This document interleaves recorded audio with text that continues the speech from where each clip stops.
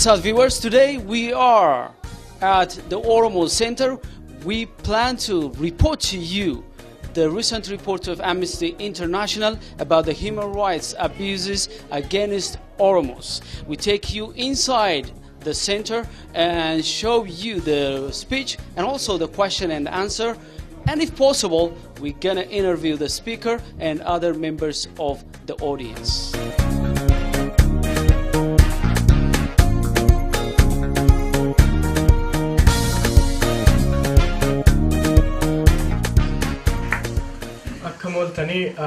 Nagada. I'll switch to English. So, hello everybody. I would like to thank Claire Benson, Ethiopia researcher and Eritrea researcher for Amnesty International. As Barbara already mentioned, she's a very significant woman. With her team, they produced reports of major significance for the Oromo people and also for the region. And the first time I ran into Claire Benson was 2012 at an event organized by the Oromo Community Organization of Washington, D.C. And she was talking about the human rights abuses and specifically the massive human rights abuses related to the Oromo people. And I was part of the panel, and I realized from that moment that she stands for something great against every kind of challenge, every kind of disparaging remarks that might be thrown at Amnesty International as well as to herself, from people and organizations who are opposed to stopping Oromo stories from being told. So she's important because she is breaking the silence on, and her team are breaking the silence on the sweeping, as the report calls, repression of the Oromo people in Oromia and in Ethiopia. So today she's here to speak on Because I Am Oromo, a sweeping repression in the Oromia region of Ethiopia. A report that was released, a 166 pages report. I read it personally. I personally believe that Claire Benson is my personal human rights hero. I don't know. I would like you to appreciate her and give her a standing ovation for the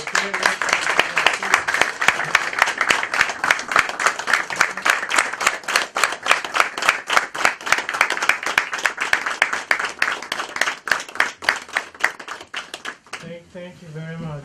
Without further ado, I'm just going to give the mic over to Claire Benson, Ethiopia researcher. She's going to speak for some minutes, and then she prefers a Q&A approach at the end. And I'll give the mic to her. Thank you so much, and we would love to hear from you. Thank you. Do you mind if I stay sitting down? Yes. Thank you. They've had a long day.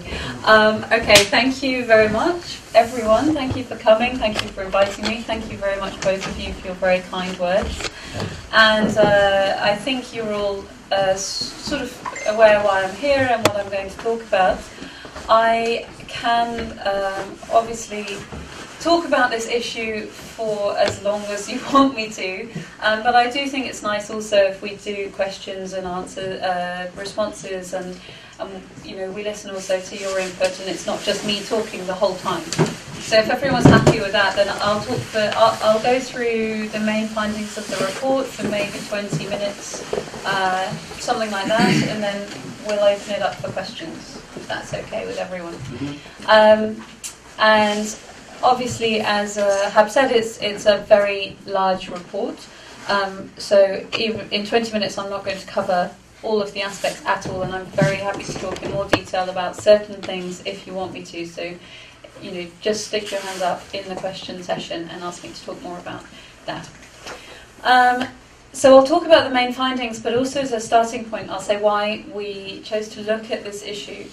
In the 4 years I've been doing this role, I've had quite a large focus on freedom of expression issues, and the way the government of Ethiopia responds to suggestions of dissent or manifestations of dissent, in which we include the political opposition, as well as the independent media, human rights, civil society, peaceful protests.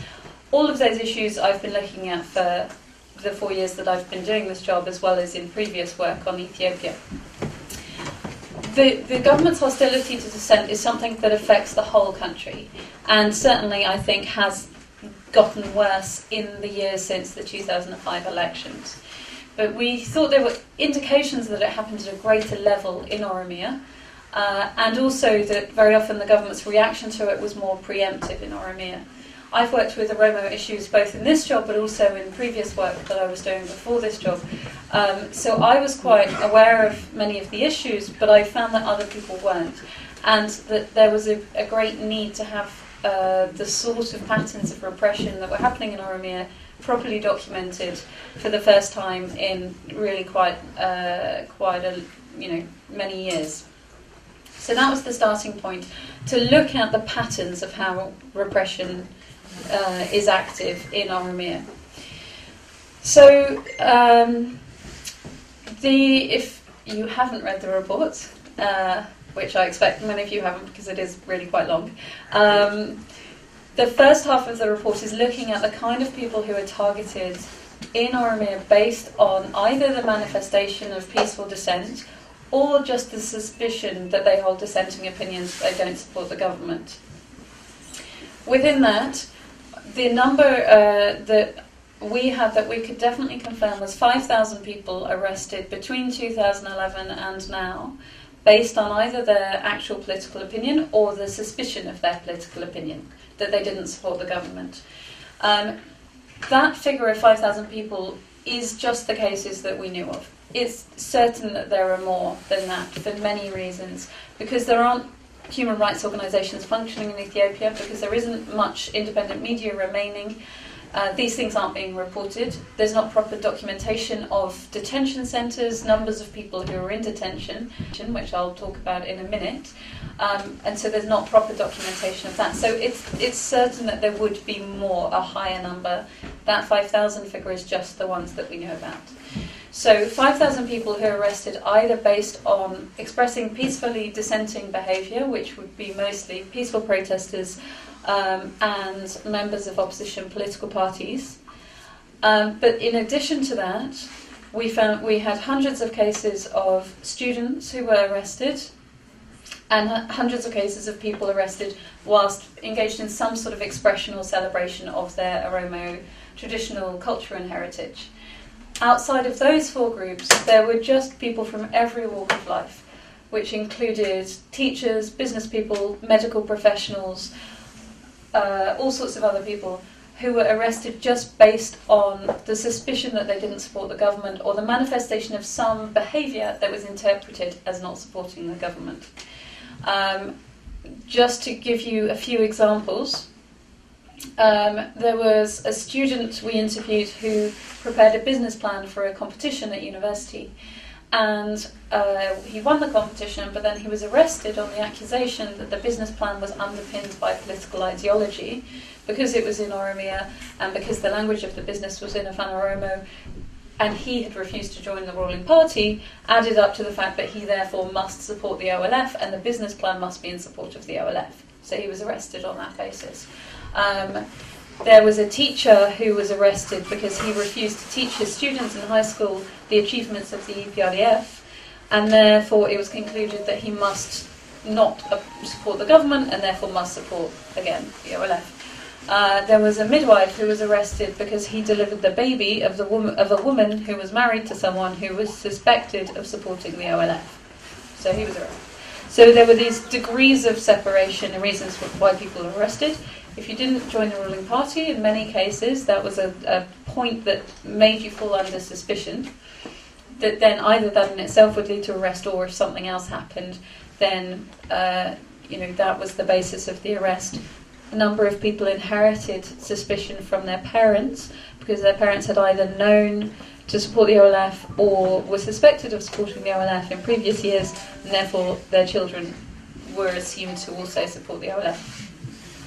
So all of these different reasons that were vague, different degrees of vagueness, and very often were just people exercising their rights to freedom of expression, to political opinion, to freedom of association, but being arrested on that basis. The accusation of OLF support was frequently repeated in many of these cases, but was never actually substantiated because the majority of people we interviewed who were arrested were never actually charged with a crime. They never went to court. They didn't have any kind of trial process. So that accusation was never actually proven. So what we found were the very extensive use of arbitrary detention, where the detention is not subject to legal process. People aren't charged, they're not taken before a court, they don't have access to a lawyer, in many cases don't have access to their family don't know where they are throughout the duration of their detention, which may have been a few days, many weeks, many months, or even many years in a lot of the cases of people we interviewed. As I mentioned, a lot of those people are detained in military camps across the region. We had at least 25 named to us as places of detention. And people who are detained in military camps almost never had access to any legal process. Within all detention centres that were reported and documented within this research, which included local police station, federal police station of Makilawi and Addis Ababa, federal prisons and military camps and other unofficial places of detention, torture was reported across the board, very often on a repeated basis.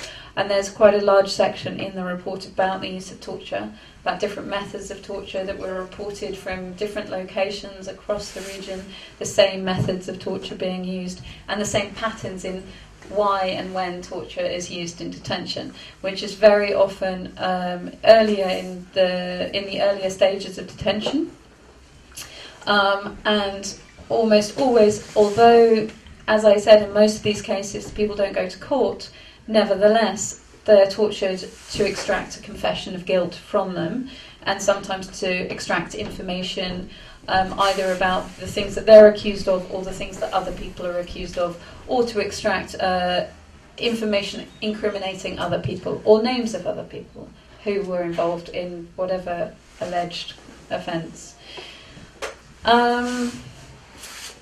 A lot of these detentions, because they're not subject to judicial process, because people don't have access to lawyers and family members and things that are required under Ethiopian law as well as international law, add up to the category of enforced disappearance, where the government doesn't acknowledge the detention, doesn't give any information about the detention. And so many people who we interviewed had themselves been subjected to detention that amounted to enforced disappearance but then had been released. But also in many cases there were people who'd lost a parent, a family member, a spouse, a sibling, because they'd been arrested and they never heard from them again and they don't know what happened to them. And that was something that came up very frequently.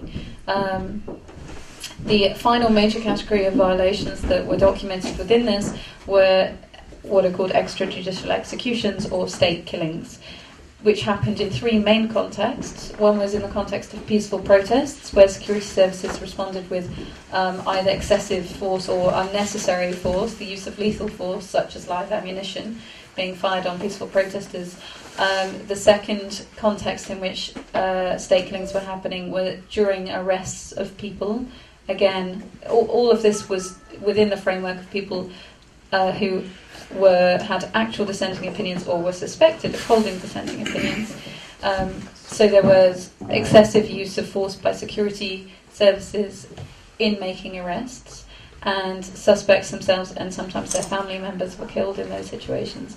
And the third one was in detention. The main context was in detention, where there was either deaths as a result of torture and conditions and denial of medical attention that may amount to a state killing, or where former detainees reported that other people they were detained with were executed while in detention. That's going through very quickly the main categories of violations and the findings that are covered in this report. I can talk in more detail about any of them. I'm very happy to do so. At the end of the report, there are and quite a large number of recommendations that we make as Amnesty International to the Ethiopian government, to donors of the Ethiopian government, and to the international human rights community. Though to the Ethiopian government, there are recommendations on all of those sets of rights about where steps must be taken urgently and substantively to address a range of different human rights problems in Ethiopia. But we're also making recommendations to the donors of Ethiopia on a number of areas, but particularly where they're funding institutions, including the police, the military, and the prison systems, in which violations are happening, or within the structures of which violations are being perpetrated. Those donors need to be exercising their own due diligence reviews and investigations to ensure that their money isn't funding violations or going to the people who are perpetrating violations. And then thirdly, under the international human rights legal framework, not to get too technical on you, there is language that requires, first of all, the Ethiopian government to investigate every single allegation of torture, every single allegation of state killing, but also where mechanisms within a country are not adequate in terms of independence, impartiality, access for victims, the protection from repercussions for victims, where they don't exist, then the international human rights community has an obligation to also investigate. So we are also calling on the Human Rights Council, which is the human rights body of the United Nations, and the African Commission on Human and People's Rights, which is the human rights body of the African Union, to conduct their own investigations, to initiate some kind of a initiative or a mechanism to conduct investigations into violations in Oromia as well as in the rest of Ethiopia. I think I went through that very, very quickly, but we can expand during questions, and I welcome any questions, and as I said, I'm happy to talk about any aspects of the report in more detail. Afaan Oromootiin dubbadhaa gaaffii gaafadhaadhaa gaaffiin isin gaafatan garuu humna isheetii ol gaaffii ta'e hin gaafatinaa hojiin isaan hojjechaa jiran baay'ee gaariidha tasgabbiidhaan waan isheen hojjettu dinqisiifachuudhaan gaaffii gaafachuu gaaffii hiika qabu gaafachuu irratti yoo xiyyeeffanne baay'ee gaariidha jedhanii yaada.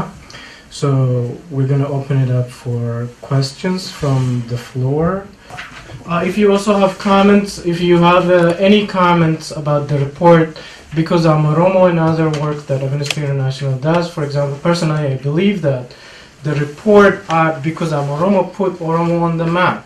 It generated a huge amount of media coverage, from The Guardian to BBC. A lot of media, international media organizations really jumped on this report and covered it in detail. So I please understand the significance of this. And if you have any comments, encouragements, questions, feel free to ask. Thank you. Thank you very much. Another hero joining us. I'm a total survivor. I'm one of the living testimonies to the criminal acts of the TPLF regime. I don't use the EPRDF because I know all my torturers were speaking Tigrinya, and I'm very glad Mr. Kebuasato here that there was an Afar guy while we were in the Chalamabet. They call it Chalamabet. There were different kinds of levels of prison. There is an extremely dark place where you cannot see anything. There is a room that has no windows, but you can have some light. And I was in the third stage where you can see the outside, and they call it Alamabet. But I have been in the darkest one. Mr. Gabru Asrat was speaking about the violence in Afar. And there was an Afar guy imprisoned in the Chalamabet with me. And there was, I remember a song at that time in Afar, it has the radio, Guta, Guta. It was a very amazing song. It says Guta, Guta. What does it mean? It means stand up for your rights. He was captured with Frenchmen while working for the Afar people. Just to make it short, last June, Task International gave us an opportunity, another hero here. Thank you, Andrea.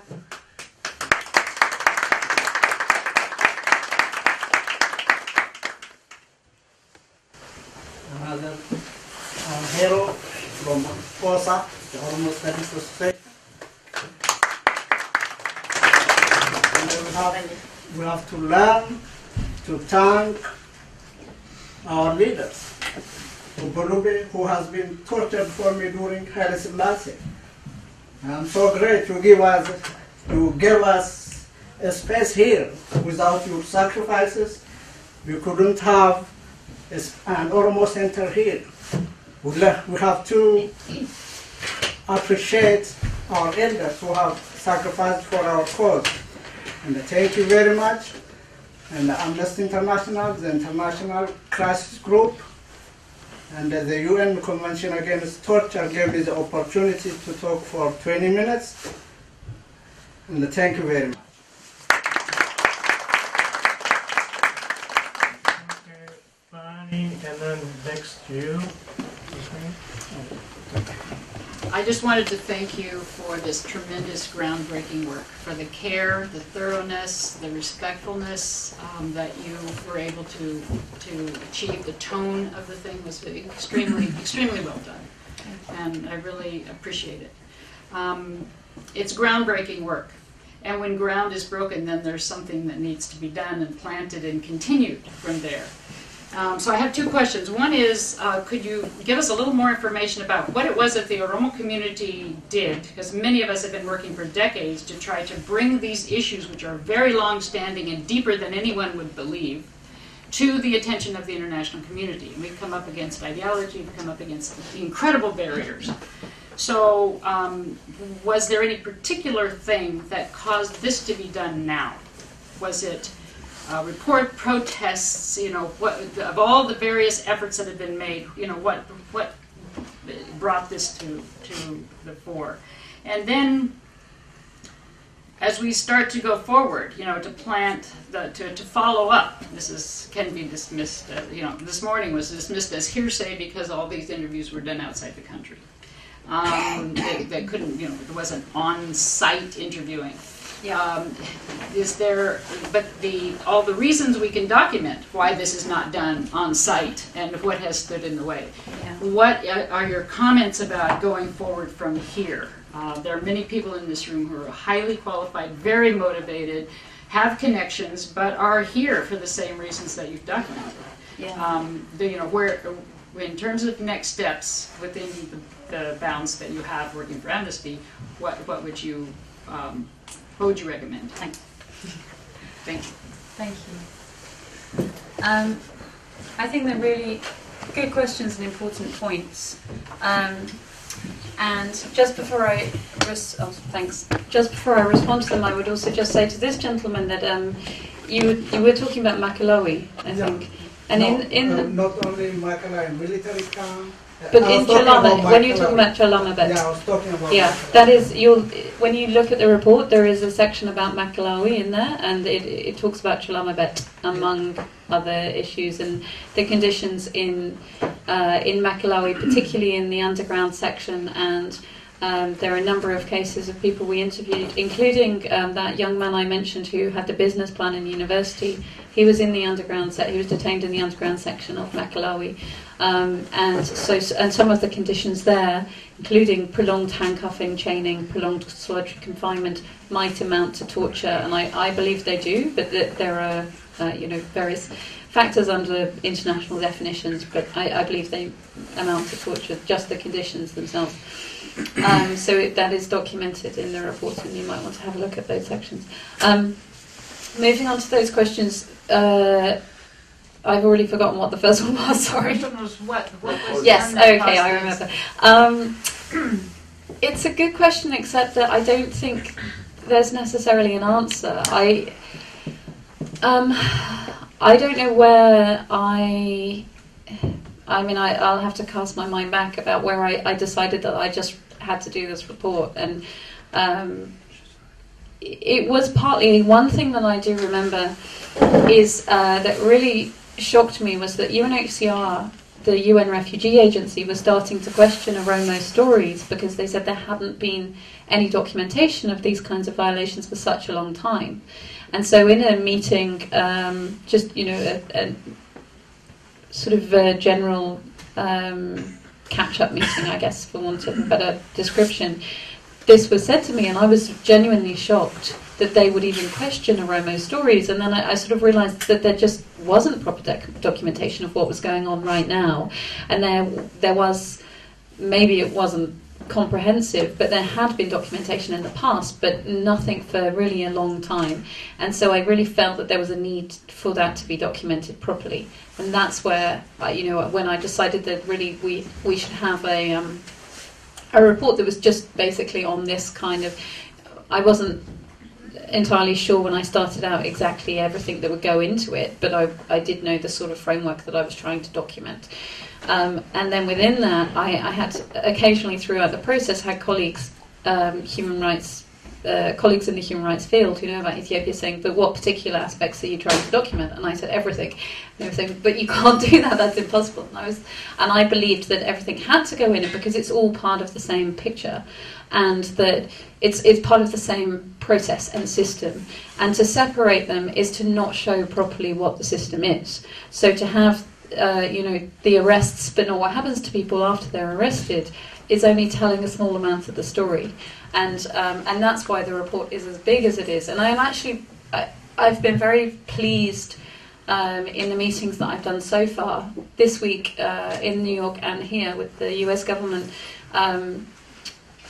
in the response that, you know, a lot of people questioned, even within Amnesty, there were people who were saying, you can't publish a report this big, no one will read it. And that's already been proven wrong to me this week a number of times by people who it's really important that they read it, and they have read it, and that's great. And that people also and that people take the size of the report as an indication in itself of the seriousness of the situation, which I think is right, and that's how it should be interpreted. So yeah, I'm very pleased with the reaction that it's had so far in that respect. Your second question about where next, and you were asking in relation to sort of people who are maybe in the diaspora, right, and how to constructively sort of move forward.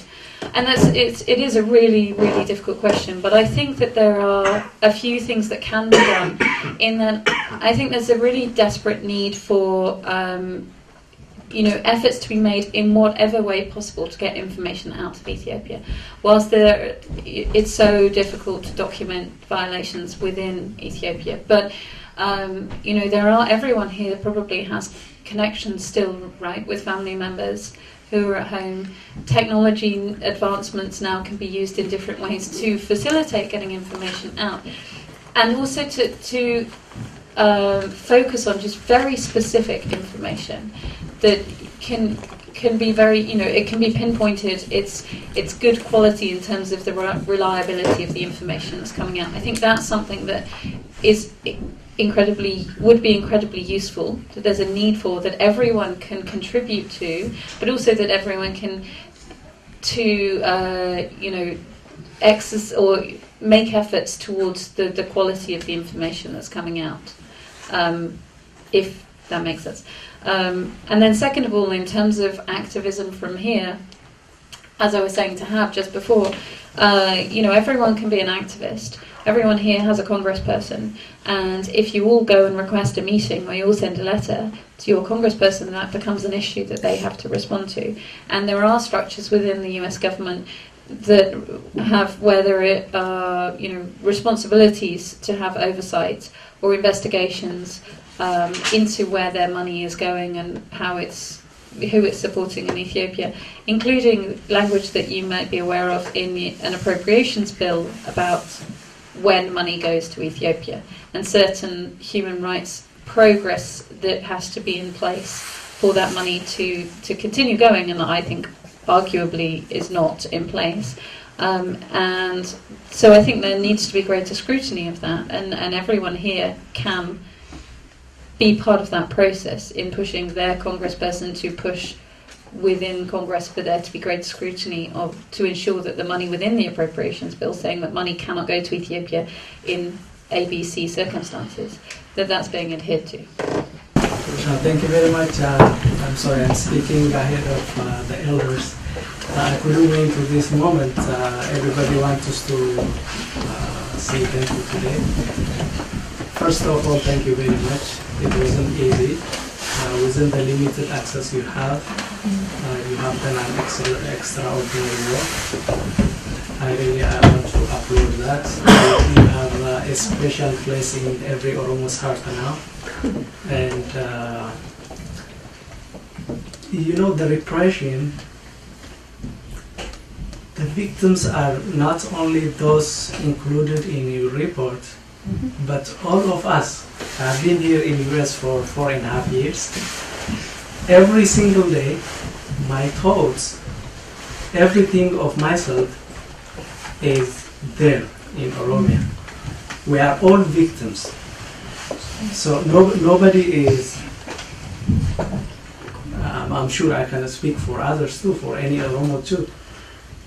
We are all victims.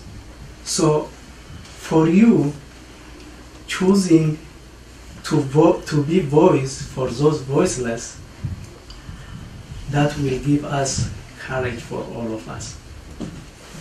I really thank you very much. You spoke our heart. Keep the hard work. With this, I will promise everything to just with whatever I can. I will stand by you. But equally important, if there is any way you can recommend us to reach out to those intentionally and unintentionally, intentionally or intentionally, turning their eyes blind and their ears deaf, if there is any way we can reach out to them, like the medias, could be medias, or it could be different international organizations, any party that can help. The Oromos should find their own answers, but this is a great help. This is really a great help. So, thank you very much. Just forever. You raised your hand first, I'll come to you, DJ. Go ahead. Oh, okay. First of all, I would like to thank you very much for such a great job ever done by any like International Human Rights Watch or whatever this. This is just not the only human rights abuse have been done in Ethiopia, even on Oromo people, but this one is different in that you specifically work it out on Oromo issues, which is just needed to be focused out of Horn of Africa, as Oromo is the first largest population nation. That means if the Oromo population, the Oromo nation problem is solved, most probably the disturbance of the problem around the Horn of Africa might be solved. Thank you for doing that, and I would like to give you advice, like a piece of advice, that as we Oromo are just very satisfied and just you touched our head, there might be a people of Ethiopia who don't like satellite voice, not to be heard on international media as it was done already, like on The Guardians, on BBC, on Telegraph. Even though they are Ethiopians, but we are just Ethiopians in a quotation. You know, they are Ethiopian people who call themselves Ethiopians, but they don't like Oromo issue to be boarded out to international arenas. I hope you're gonna get some recommendation or comment on your report that saying, you know, downplaying your job, stuff like that. So you don't have to discourage that. Yeah.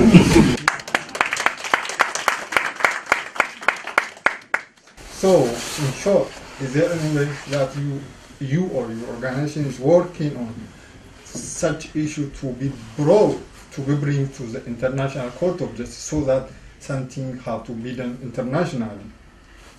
That's my question, and thank you very much once again. I might respond because there's a few comments that have been made. Yeah, should I take this? Okay, I think there's a very good points, and I'll try to respond to them. And there were a couple of other things that I thought as well while we're going along, so I might just make a couple of other comments and then come to responding to your question.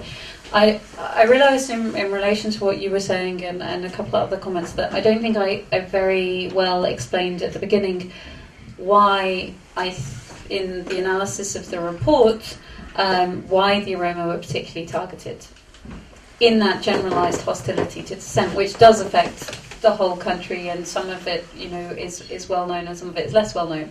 And the analysis that we have concluded is that it's due to a number of factors, but first of all, particularly the size of the Oromo as a group, because of course they're the biggest group by quite some margin. Secondly, because of the quite strong sense of identity among the Oromo as a group, which can act as a unifying factor, and also because of, I think, a historical perception on the part of the government that the Oromo don't support the government, the EPRDF. Of course, the OLF at the time that the transitional government came into power had much wider popular support than the OPDO did, which was created at that time, so it didn't have that popular support base, and I think the government has always retained that sort of understanding that there wasn't a big support base within Oromia. And then the opposite of that among the Oromo there's a historical held sense that the government did not represent them and was hostile to or making efforts to marginalise, discriminate or persecute the Oromo. And so I think it's those three factors, and therefore the possibility that if they combine, if the Oromo were organised, they would pose a potentially very significant political threat to the government. And the government is hostile to any political threat at all. It's just that it's potentially more potent from the Oromo as a group and from Oromia as a region. And that's why signs of dissent are looked for, with a sort of hawkish approach and preemptively suppressed in Oromia. So that was the basis where we were starting from. And another point that I thought I should just talk about a bit more, again, sorry, forgive me before I'm coming to your question, but hopefully it's all part of the process, is that what I was saying in response to the question about where we go next and the language in the appropriations bill is not to, attack the aid that's going to Ethiopia, because first of all, there is definitely great need in Ethiopia. Secondly, as Amnesty International, we don't have any position on giving or withholding aid or conditionality of aid unless it's directly funding human rights violations, and then we do have a position on withholding that.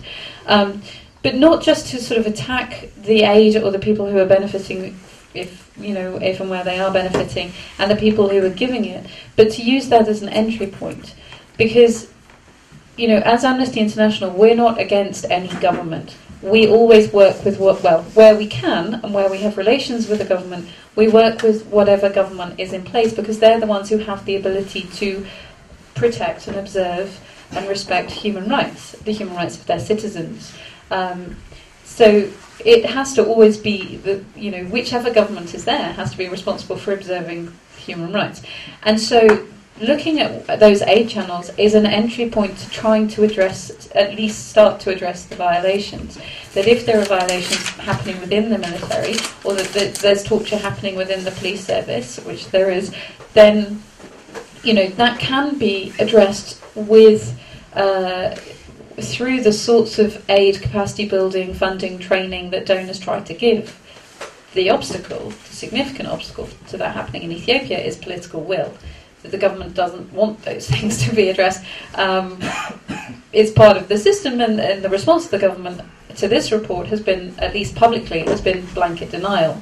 And that doesn't give you a starting point. If there's an acknowledgement of issues within the system, of institutional weakness, of lack of capacity, that sort of thing, then that's the starting point that people who give technical assistance, funding assistance, training can start with. It is a huge challenge that the response of the government is a blanket denial, and that doesn't give partners of the Ethiopian government a starting point to work with. But we hope that at least donors pursuing those lines is at least one of very few entry points that are available. Going to your question at the back,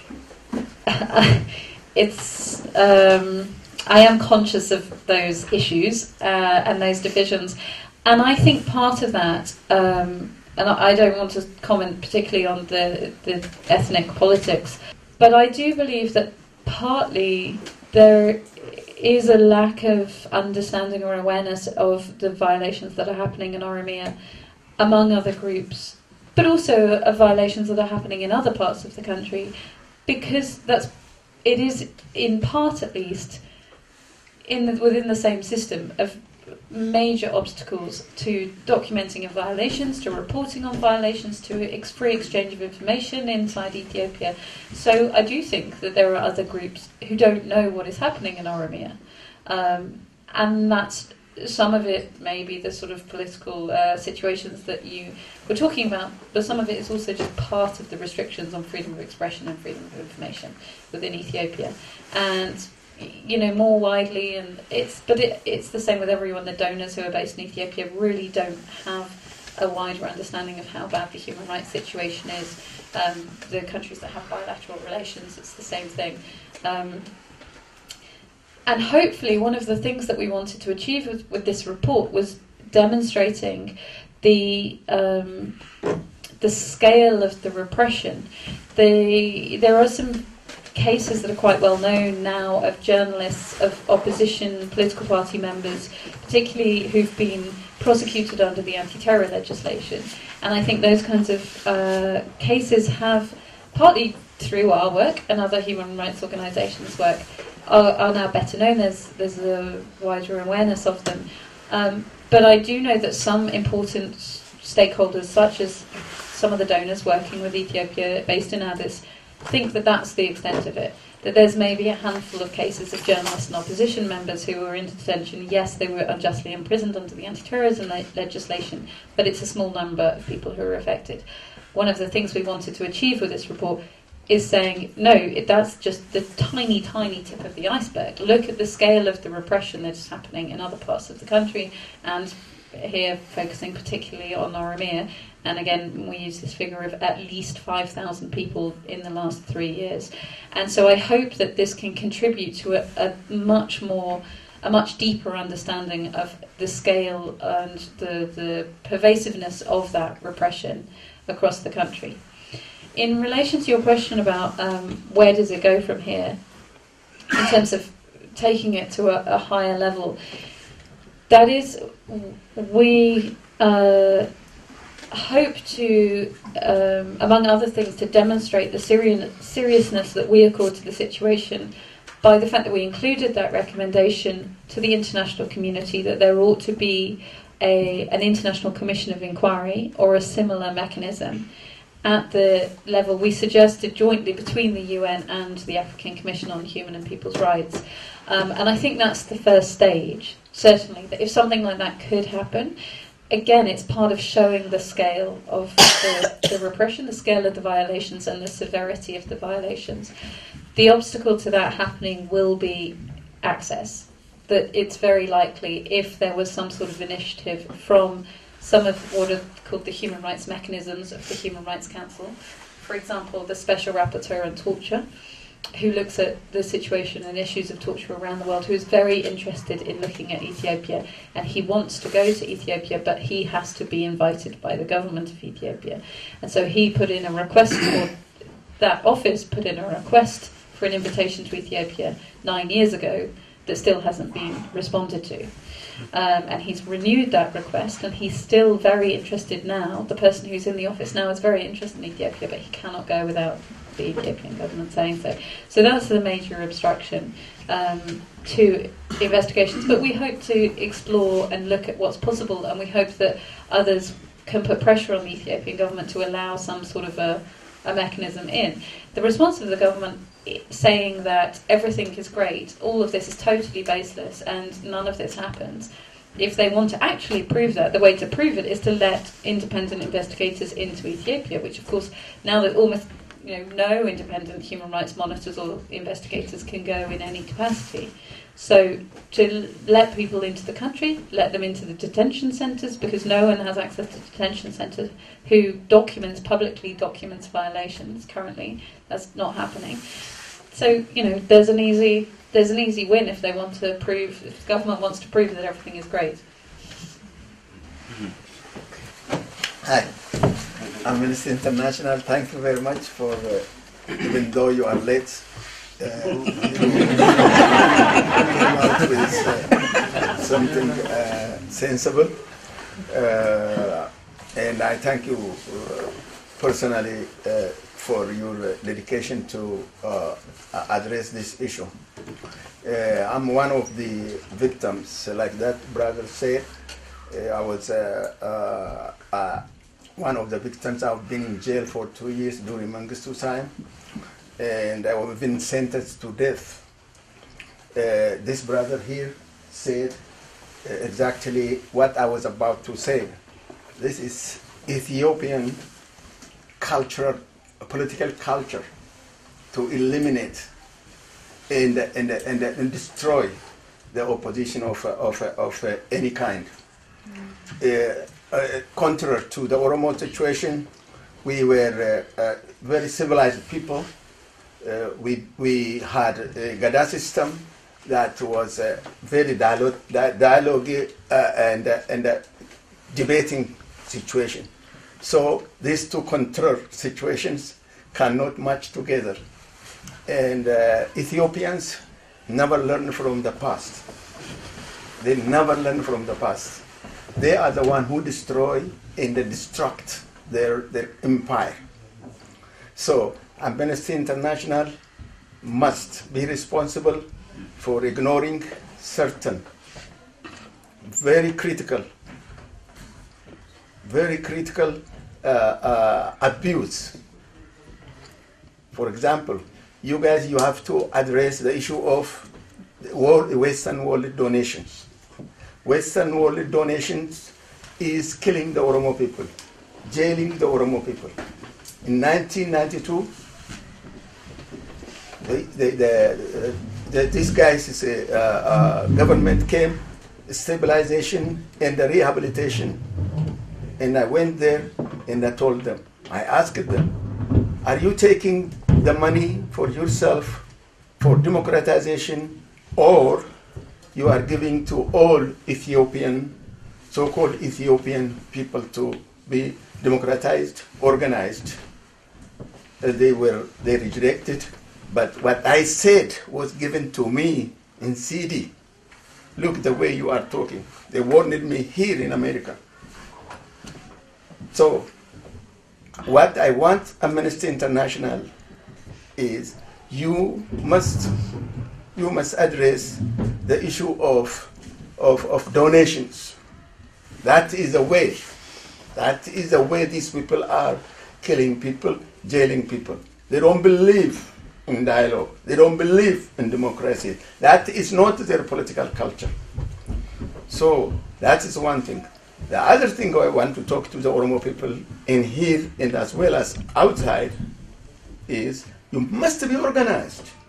Unless you are organized, there is no way you cannot be heard.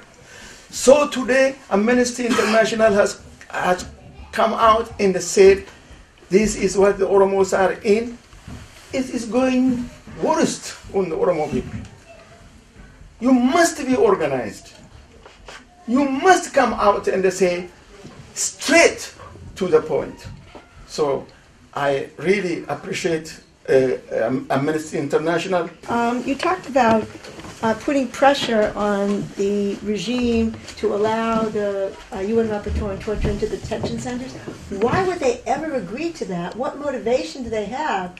And has there ever been another dictatorship with these kinds of horrendous conditions in the prison that would ever allow the UN rapporteur or any outside human rights person to investigate the detention centers? Why would they ever agree to something like that? And the second question is, you said that you talked about a recommendation for the International Commission of the UN International Commission of Inquiry, right, and the African Commission on Human Rights to investigate what's happening. Has that happened in any other cases in Africa? That joint kind of collaboration, has that been successful anywhere else? Is that why you made that recommendation? Good question. Just making notes so I don't forget. Okay, let me try and address various of those comments. I think to this gentleman here, I would say, from my limited study of any sort of history of world politics, nobody learns from the past, unfortunately. That's why the world is still the mess that it's in. And I do agree with you about the short-term memory thing. I found when I was doing the research for this report and I was trying to find other source documentation other than the testimonies that we collected, which was incredibly challenging because of this issue that keeps coming up again and again, that there is just not proper documentation. And there's not transparency on the part of the government, so there's no official documentation relating to many of these areas, including kind of detention centre practices, even the lists of, detention centres. I found, I don't think I'm going to remember off the top of my head what exactly it was, but I was actually looking at an Amnesty International document that was from, sometime in the 1980s. And it was almost everything it was saying was things that I was writing in this report. And as you say, it was that they're doing it to the TPLF and in those days, and to other dissidents under the Derg. And it was incredibly sad for me to read that, because really, it could have been word for word that I just cut and pasted it out of that report from the 1980s and put it into this report that I'm writing now. So I think, that's true, and it's very challenging. I think just also to address your final point was, I appreciate what you're saying. Just to be realistic, as Amnesty International, the reason why we don't address that is partly because we have a very specific mandated framework that we work in, which is international human rights law. So it's not for us a judgment call on what we think governments should and should not be doing, for example. There is international law that says that protects rights and enumerates rights, and that's what we work from, where those rights are protected and where in practice they're being violated. So we just look at the disconnect between the legal framework and in practice. And that international legal framework is binding for the Ethiopian government, just as an aside. So they are required to abide by it. But within that framework, there isn't anything about giving and receiving aid. And there is a lot of stuff about the rights to food security, water, adequate housing, that kind of thing, which are often, many of the aid programs, while they are intensely problematic in many ways in Ethiopia, that is what they're trying to achieve and the people that they're trying to support. So it becomes obviously a very complicated area, but it's not one that Amnesty has within its mandate on, where aid should and shouldn't be given for those reasons. The question about the North Korea question, was that you, or did that come from someone else? Sorry, that was from back there, sorry. The problem with that, and it sort of relates a little bit to your question as well, in that for North Korea, under the auspices of the UN Human Rights Council, there is what is called a commission of inquiry. One has also just been established on Eritrea, you may be aware of that. The problem with this is that these are very, among other things, expensive for the UN, and there is very little appetite to create another one. The other challenge of getting that level of response on Ethiopia is that whilst the human rights situation in Eritrea and the human rights situation in North Korea are quite well understood by the international human rights community, Ethiopia isn't understood on the same level. So there's more work to be done in terms of getting to the attention of the international human rights community, getting them to understand the severity of the situation. Now, actually, the African Commission on Human and People's Rights has been quite good on Ethiopia in recent years. They've been quite critical. There was a resolution 2 years ago on a number of issues within Ethiopia, and they've responded in other ways as well on different issues within Ethiopia.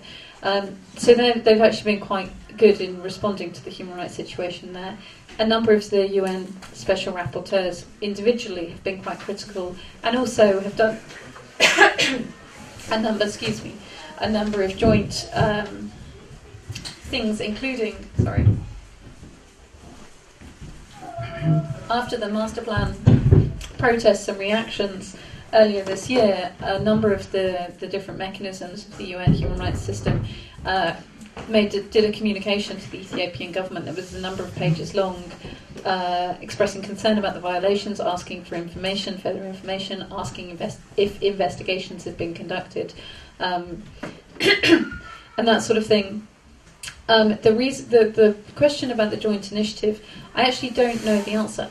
I'm not aware of any joint initiatives that have happened, but in terms of our initial discussions with various entities, to see if there was some appetite for this, it was suggested that that would be a beneficial approach to try and have a joint, something that involved both of those human rights bodies. So that's where the suggestion for the recommendation came from, and it's something that we're going to try and, as I said earlier, facilitate in any way we can. Particularly, obviously, for us, the role will be providing information, not only what's in the report, but other information where relevant, because obviously the huge amounts of research.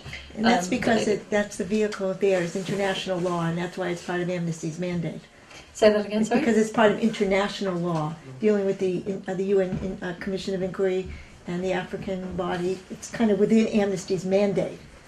Well, right? Because those, so the UN, the human rights bodies of the UN oversee the implementation of international human rights law, which is embodied in, as you may know, a number of key conventions, as well as, so there are 7 main conventions and then a number of others as well, and covenants. And then the African Commission oversees implementation of the African Charter on Human and People's Rights. And so, it's under those legal frameworks, as well as all of the rights that the violations of which are documented in this report are protected in the Ethiopian constitution. The Ethiopian legal framework protects and respects these rights, but the judicial system is not functioning to reinforce the protection of these rights. The mechanisms either don't exist or are inadequate in Ethiopia for there to be proper investigations, and for then victims to have channels through which they can seek justice, seek answers in cases of family members who've gone missing or disappeared, seek redress if they've been the victims of torture or other violations. Sorry, and seek compensation. Is also provided for in the legal framework.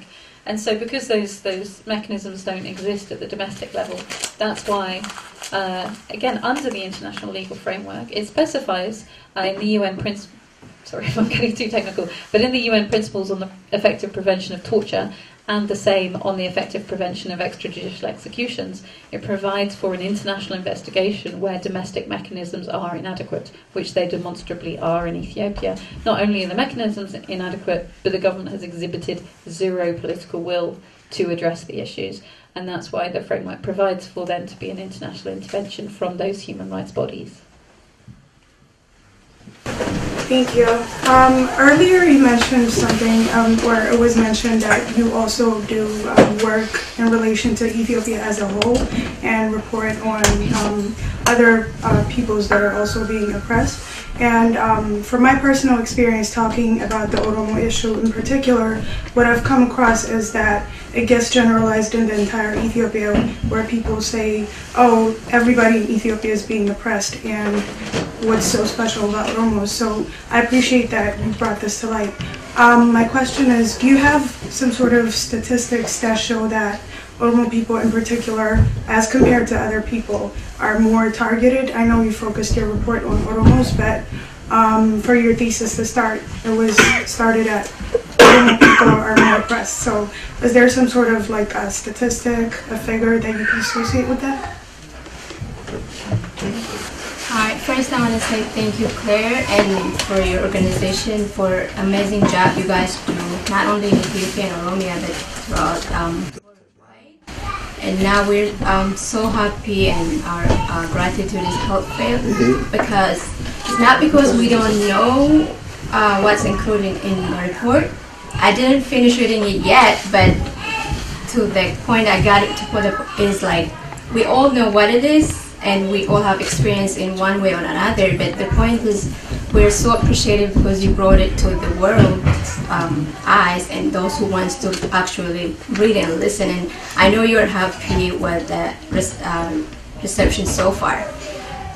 My question is not a question you have to answer now, but I just wonder if it's Amnesty International, if it's within Amnesty International's mandate to actually work with you guys, like as a supporter or as a member, any Oromo diaspora or any human rights activist for that matter. Like you mentioned, good point earlier, saying documenting in a quality way.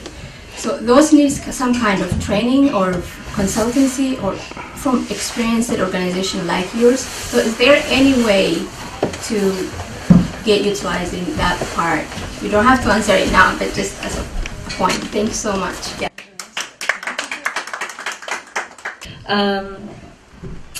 The questions from over here from the young lady about statistics. There aren't statistics. Well, not entirely. In that, as sorry, I've been doing so many meetings I can't remember what I said to who, so I don't remember if I said it earlier in this meeting or if it was in a different meeting earlier today. There were a number of indicating factors that Oromia and that Oromos were targeted at a higher level, whilst you're absolutely right that it's true, or whoever those people who were saying it to you were right, that the repression of dissent does affect the whole country, for sure, and that signs of dissent are repressed in different ways all over the place. But certain indications suggested that Oromo are targeted at a higher level. One of those is anecdotal in terms of the frequent mentions from former detainees and sometimes from current detainees of how high a proportion of detainees in detention centres, in federal detention centres, are Oromo. But there are no statistics on that. I tried to find some. I don't know if there are some that are not available official statistics, but within federal detention, excuse me, federal detention centres and Makilawi, there was no data that was disaggregated, as in divided by ethnicity, that would say, give an indication of that. So that was just anecdotal. Where there is statistics, although I don't think that it's publicly available, are the statistics on Ethiopian refugee populations, where the UN Refugee Agency, the UNHCR, does have data that is divided by ethnicity, and that demonstrates that Oromo make up the largest group among Ethiopian refugees. So those statistics do exist, but more widely, there isn't, and it's part of this thing that we keep coming back to again and again about the lack of proper, comprehensive, accurate reporting. So it's really not known what the true picture is in terms of Oromia, but also in terms of the rest of the country as well. And then the question from the young lady over here, which is a very good question, and I'm glad that you're thinking that way already, because that's the kind of approach that we need, and that would be beneficial. And you're right that maybe I can't necessarily answer it right now, but I think it is something that I really believe would be very important, and I think that possibly Amnesty but definitely, if not Amnesty, other organisations should be able to help with, in terms of, as you say, that understanding of methodologies and how to verify information and how to corroborate it. And it's something that I've already had a few conversations with various people about, relevant people, and I would like to look into further from our perspective, from Amnesty and the limited resources that we have available, and that you should as well, and I encourage you to pursue that as well. But you're absolutely right, it does require a certain level of expertise in how to do that kind of thing, but that can be acquired. So good, well done.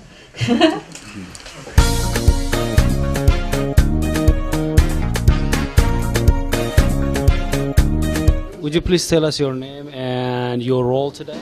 I'm Habtewold. I was a facilitator at this meeting. Yeah. Do you think that you achieved your goal for today's meeting?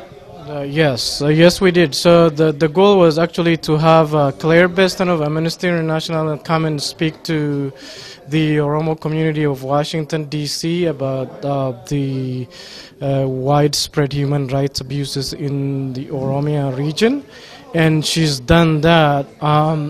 I think that goal is fairly accomplished, and there are people who came in who are also non-Oromo and who are concerned about human rights abuses in the region. So I think a goal can be accomplished only if, there's some sort of understanding between people and recognize the issues that are important. What you often see is that regarding human rights, people forget that it's universal, and they, for example, the factor, for example, if you are advocating for human rights, you shouldn't only advocate for journalists and also only advocating for your own groups, but you have to create some sort of universal solidarity and cross the lines in terms of the advocacy work that needs to be done. And a lot of people are not courageous enough to do that, to cross the lines and to be comfortable with some realities. So for example, there are people who are just very unreasonably and irrationally scared when the name Oromo is mentioned. It's not a scary thing, it's a reality. Abuses are happening. Nobody would like to celebrate abuses anywhere. So I would like to say, my message is to just, push for human rights, and the respect for human rights is a universal thing, and everybody should do that. Thank you very much. Thank you.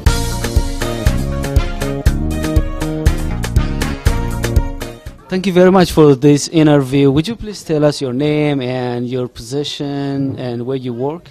Yeah, I'm Claire Benson, and I'm Amnesty International's researcher on Ethiopia and Eritrea, and I'm based in Nairobi in Kenya.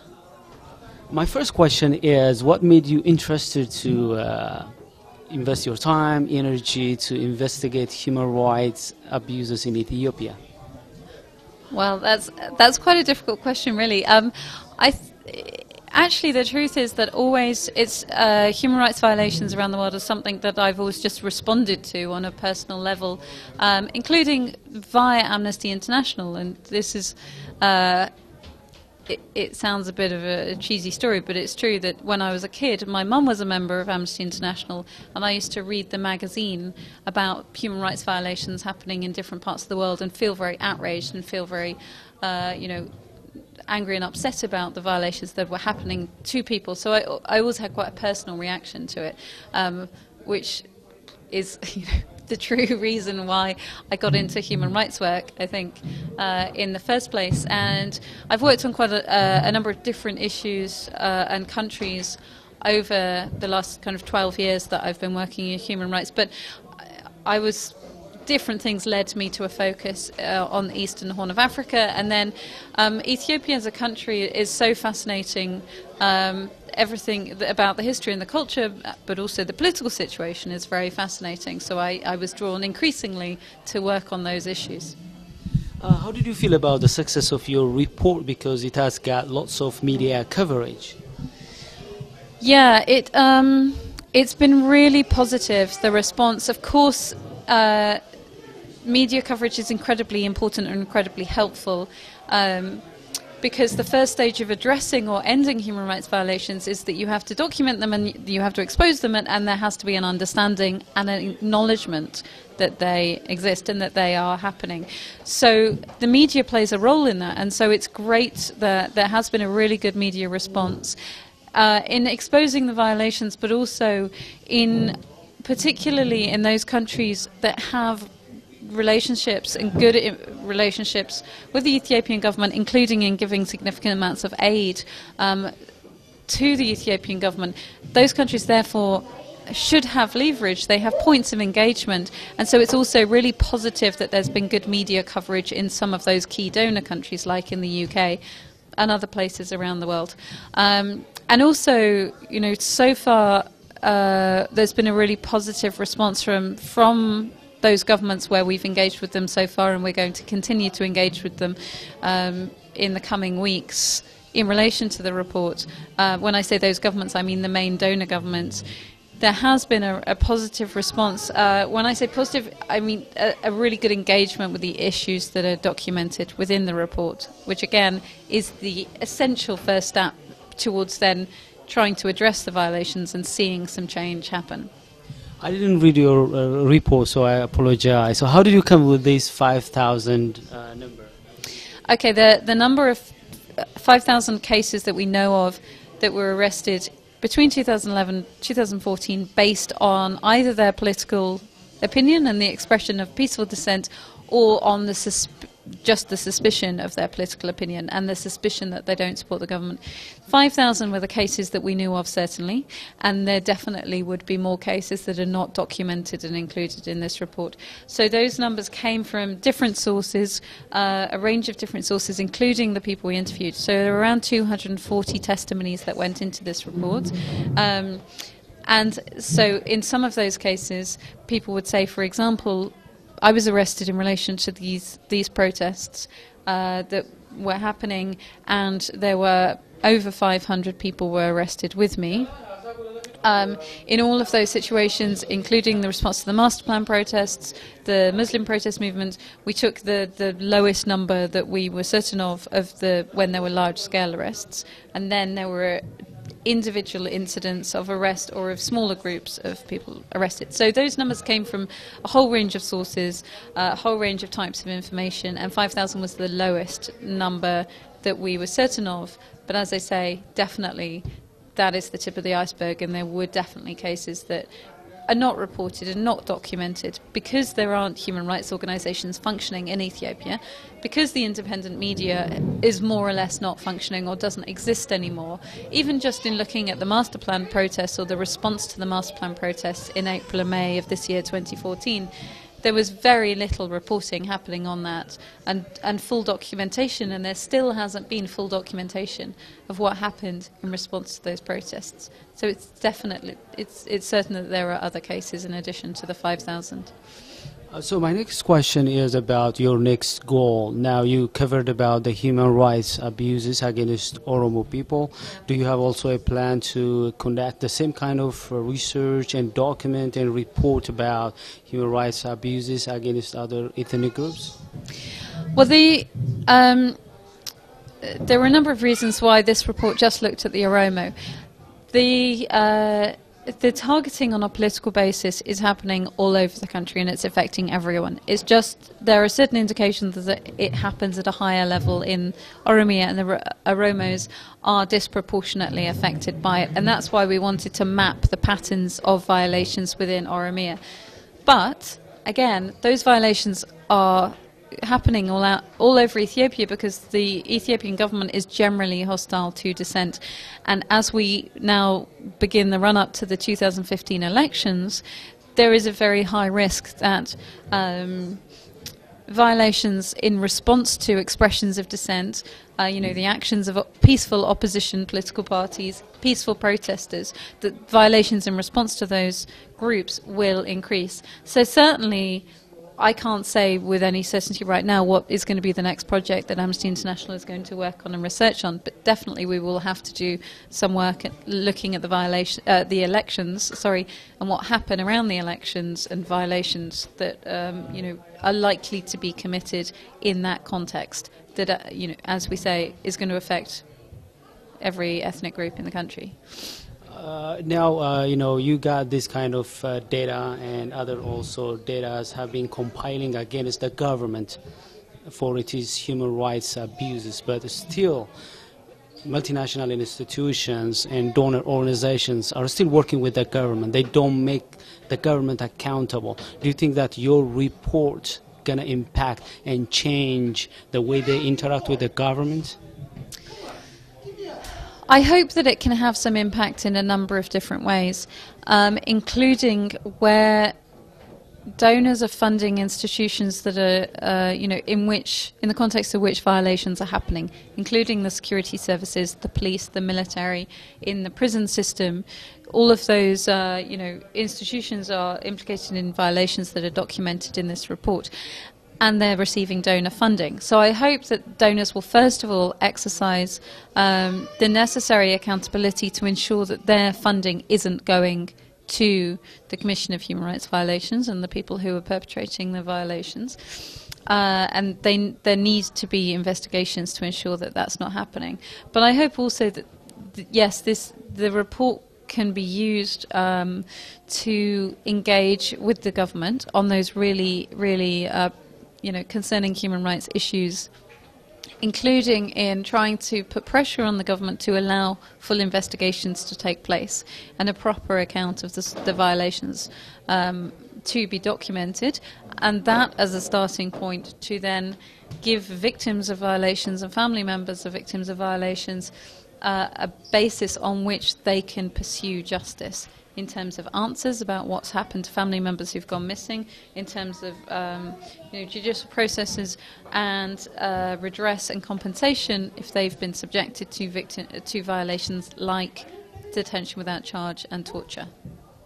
Now, you mentioned about how the diaspora also should contribute towards taking this project into the next level. That means convincing donors, supporters of the regime in Ethiopia to stop abusing human rights.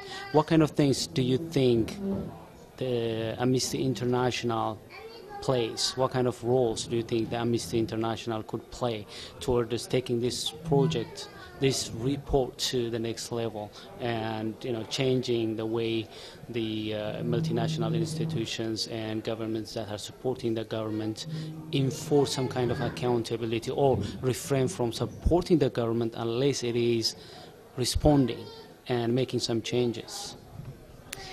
Well, we are going to be addressing various donor governments to raise the issues that are covered in the report, and also to talk about those issues about investigations to ensure that their money is not funding violations. We, as Amnesty International, don't have a position on giving or withholding aid unless it's directly funding violations, so we're not going to be lobbying them to cease their engagement. And the donors, many of the donors recognise that there are significant problems with civil and political rights in Ethiopia with governments and democracy issues.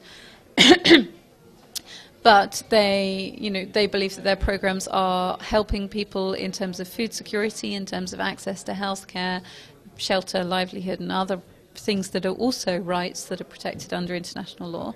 And the donors feel that their programs are addressing those issues, helping people, and being effective. So that is why, in response to your question about their continued engagement in the face of severe violations happening in other contexts, that's why the donors continue to engage. But we hope that they can use this report as one starting point among many to try and engage and push much harder to the Ethiopian government on these kinds of issues.